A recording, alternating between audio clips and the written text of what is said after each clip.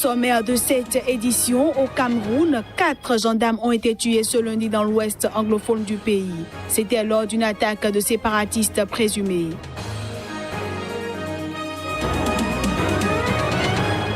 En République démocratique du Congo, les avis sont partagés quant à la mise en garde de l'Union européenne de n'aider le pays à organiser les élections qu'à condition que cesse le harcèlement contre l'opposition. Et puis en fin d'édition, nous parlerons du surf qui se développe doucement sur les îles de Sao Tomé et Principe.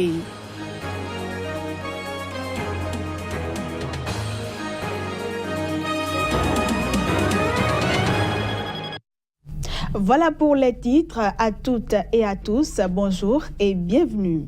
En Afrique du Sud, ce n'est plus un scoop, vous le saviez déjà certainement. Cyril Ramaphosa, le vice-président sud-africain, est désormais le chef de l'ANC. Suite à sa victoire, l'homme a déclaré être profondément honoré d'avoir été choisi pour diriger le parti au pouvoir en Afrique du Sud. Suivons quelques extraits de son discours. Many doomsayers had said that this conference was going to collapse. This conference was not. De nombreux alarmistes avaient dit que cette conférence allait s'effondrer, que cette conférence ne se poursuivrait pas. Et nous avons prouvé une fois de plus, peut-être pour la millionième fois dans notre existence de 105 ans, que l'ANC est capable de s'élever, même au-delà de ses propres forces. Nous avons maintenant élu les 6 premiers dirigeants de l'organisation et nous sommes tous honorés, profondément honorés, d'avoir été investis de cette confiance par les délégués de notre mouvement qui assistent à la conférence, qui représentent près d'1 million de membres de l'ANC qui sont enracinés dans les communautés où vivent nos gens. La direction qui a été choisie est une direction d'unité. C'est une direction qui combine les différents points de vue et approches qui prévalaient dans la conférence précédant l'élection. Et nous sommes très heureux que les membres aient décidé de nous donner leur propre liste, leur propre direction des 6 premiers dirigeants. That the membership has decided to give us, if you like, their own slate, their own leadership as the top 6. Au Cameroun, 4 gendarmes ont été tués ce lundi dans l'ouest anglophone du pays. C'était lors d'une attaque de séparatistes présumés. L'annonce a été faite par le ministre de la Communication et porte-parole du gouvernement, Issa Chiroma. Il faut dire que la sécurité dans les régions anglophones du Cameroun, en proie à une grave crise sociopolitique depuis 1 an, s'est considérablement dégradée depuis quelques semaines. Une attaque de séparatistes présumés a coûté la vie à 4 gendarmes camerounais, froidement abattus lundi dans l'ouest anglophone du Cameroun. Cette attaque a eu lieu plus précisément dans la localité de Kembong, arrondissement d'Eimodjok, dans le département de la Maniou, épicentre des violences ces derniers jours. L'annonce a été faite par le ministre de la Communication et porte-parole du gouvernement Issa Chiroma, qui n'a pas précisé les circonstances de l'incident. Ce nouvel incident porte à 15 en moins de 2 mois le nombre de membres des forces de défense et de sécurité camerounaises qui ont été tués dans la région anglophone du pays. La sécurité dans les régions anglophones du Cameroun, en proie à une grave crise sociopolitique depuis 1 an, s'est considérablement dégradée en quelques semaines. Il faut dire que les forces camerounaises de défense et de sécurité y mènent des opérations de maintien de l'ordre et des opérations de défense. Vendredi dernier, le gouvernement a affirmé avoir repoussé une autre attaque des sécessionnistes contre une brigade de gendarmerie dans une autre localité du département de la Maniou. En République démocratique du Congo, 4 personnes sont mortes ce lundi soir dans le déraillement d'un train de transport marchandises. Selon un responsable, l'ensablement du réseau ferroviaire est à l'origine de l'accident qui a eu lieu à Bena-Kadiebou, un village situé à 65 km au nord de Kananga, la capitale de la province du Kasaï central. 5 personnes ont été blessées au cours de la catastrophe ferroviaire. Un bilan encore provisoire d'après François Moutamboué, un responsable de la Société nationale de chemin de fer du Congo à Kananga, car les wagons du train se trouvaient encore sur la voie ce mardi matin.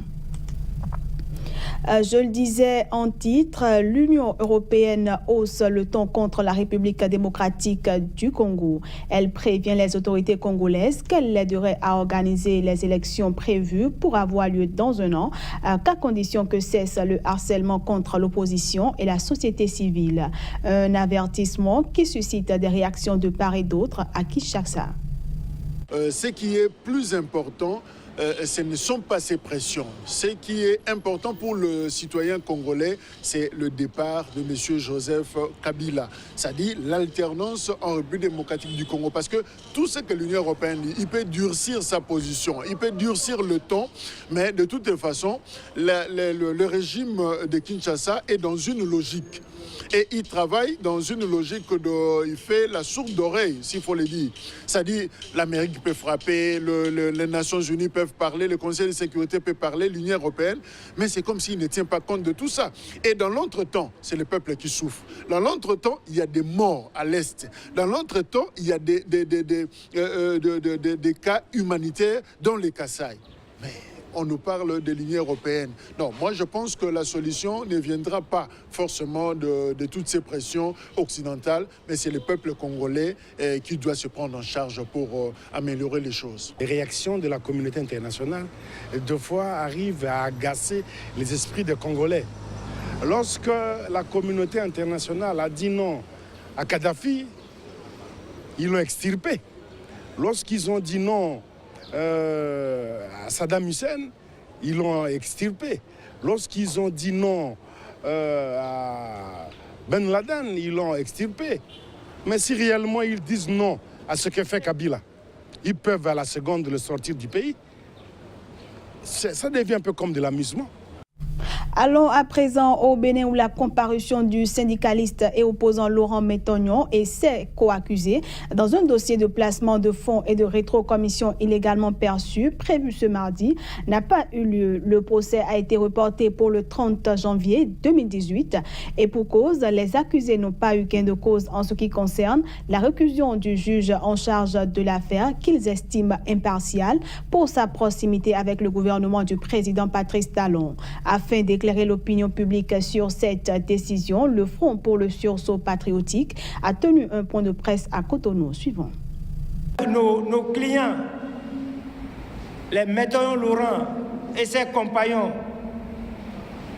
ayant écrit pour demander au juge de se déporter conformément aux droits que leur confère la Constitution, dans le cadre de la mise en œuvre des droits de la défense, à leur grande surprise, ils ont constaté que le juge, à qui ils ont demandé très respectueusement de se déporter, c'est lui qui voulait prendre l'audience et les juger. Sur ce fait, ils ont rappelé qu'ils lui ont écrit et qu'une suite n'a été donnée à leur demande. Et sur cette base, ils ont dit qu'ils ne peuvent pas parler. Bien, le juge est passé outre et a pris l'audience. C'est là où ils ont déposé par le ministère de leurs avocats que nous sommes un recours en inconstitutionnalité. Le juge a reçu ce recours-là et a suspendu l'audience. Mais en attendant que la Cour constitutionnelle puisse statuer, il a renvoyé. Maintenant, le renvoi a été fait au 30 janvier 2018. Ils veulent tuer l'espoir. Ils veulent tuer l'espoir. Ils veulent tuer votre volonté de vous battre pour le pays, pour les libertés, pour l'indépendance, pour le développement de notre pays. C'est ça qu'ils veulent tuer en arrêtant Laurent Métognon. C'est ça qu'ils veulent tuer. Et vous leur avez montré aujourd'hui en venant nombreux qu'ils n'arriveront pas à tuer cet espoir. Ils n'arriveront pas à tuer l'espoir de la jeunesse et la détermination de la jeunesse à ce que ce pays-là se construise bien. Ce qui vient de se passer est très clair. Ça montre que la détention de Laurent Métognon et de l'Est, c'est une détention politique. Manifestation ce mardi à Paris de quelques 800 agriculteurs. C'était dans la cour du Louvre à Paris à l'appel de 16 fédérations départementales de la FNCA et des jeunes agriculteurs. L'objectif est de protester contre les distorsions de concurrence dont ils souffrent. Symbolique. Les agriculteurs ont choisi ce lieu symbolique, la cour du Louvre à Paris, où le président Emmanuel Macron avait prononcé son discours d'investiture pour manifester avec des masques figurant le président et en portant de grands nez de Pinocchio. Alors que l'Europe a autorisé le glyphosate pour 5 ans, Emmanuel Macron a dit qu'il sera interdit dans 3 ans. Pour ces manifestants, il faut que les agriculteurs français soient logés à la même enseigne que les autres agriculteurs européens. Autre point d'inquiétude pour les manifestants, l'application du traité de libre-échange avec le Canada, le CETA, et les discussions avec l'Amérique du Sud pour le Mercosur. Alors, ce qu'on reproche à la viande canadienne ou à la salade espagnole, alors sur la viande canadienne, par exemple, c'est qu'elle est systématiquement bourrée d'hormones, alors que chez nous, en France, on interdit, les hormones sont interdites à l'utilisation en France. Sur la salade espagnole, vous avez un certain nombre de matières actives, vous avez 46 matières actives qui sont interdites en France depuis un certain nombre d'années, mais qu'on continue à utiliser partout en Europe et qu'on fait consommer tous les jours aux Français. Sans leur dire, il y a 2 poids 2 mesures dans notre société. Soit on se dit qu'on se fait fort de pouvoir interdire à l'importation tous ces produits, toutes ces viandes, tous ces légumes qui ne respectent pas le même cahier des charges que finalement on demande à faire appliquer aux agriculteurs français. C'est une question d'équité. Nous, dans notre secteur laitier, on est en crise depuis 2 ans. On n'a pas de revenus sur nos fermes depuis 2 ans. On paye nos charges, on paye le salarié, on paye l'alimentation et après il nous reste rien. D'accord ? Donc c'est comme si vous travaillez et que vous n'avez rien du tout dans votre porte-monnaie à la fin du mois. Et donc quand on entend parler que l'alimentation va venir de l'étranger, qui n'ont pas les mêmes normes que nous on n'a pas le droit de mettre d'hormones, on n'a pas le droit de mettre d'OGM, et donc j'en ai un peu ras-le-bol. Le ministre de l'Agriculture, Stéphane Travert, a réuni mardi à Paris une dizaine de ministres de l'Agriculture européens pour discuter de la prochaine PAC. Pour finir, à Sao Tomé et Principe, le surf se développe doucement sur les îles. En plus de quelques touristes, les jeunes santoméens se mettent désormais à ce sport sur cet archipel où les spots sont encore peu fréquentés.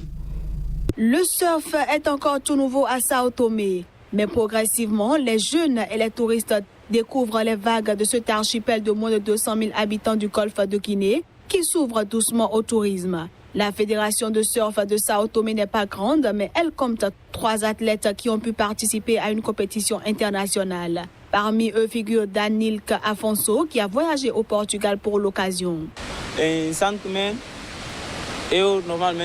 À Sao Tomé, j'ai commencé à surfer à l'âge de 11 ans. J'ai débuté le surf avec une planche en bois.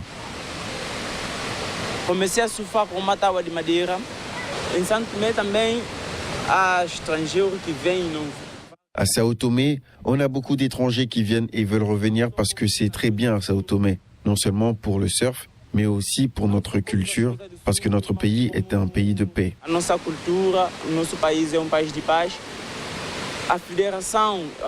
Notre fédération de surf devrait faire davantage pour aider le surf à se développer à Sao Tomé.